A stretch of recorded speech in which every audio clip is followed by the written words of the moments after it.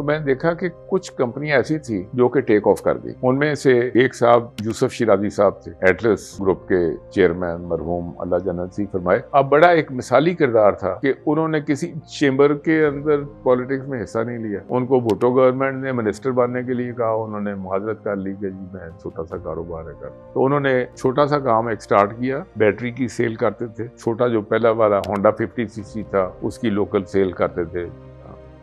उधर से उन्होंने बिजनेस ग्रो करनी शुरू की, उसको प्रोफेशनलाइज करना, क्योंकि तालीम जो थी ना पीछे, वो तालीम थी और सीखते गए और करते करते फिर उन्होंने हार्वर्ड का एक होता है सीनियर मैनेजमेंट का प्रोग्राम, वो जाके किया। जिस साल ये गए उसी साल रज़ाक दाऊद साहब गए और उसी साल पैकेजेस के सैयद बाबर अली गए। ये तीनों लोग एक टाइम पे हार्वर्ड में थे और वहाँ पे एक तो इनकी अपनी पर्सनल ग्रोथ हुई और साथ फिर उन्होंने सोचा कि यार हार्वर्ड जैसी यूनिवर्सिटी हम भी बनाएं। तो एक तो ना वो अपने कारोबार से एक बड़ी चीज़ उन्होंने सोची और सोच के लम्स बनाई। तो फिर बाकी लम्स की सक्सेस स्टोरी आप लोगों को पता है।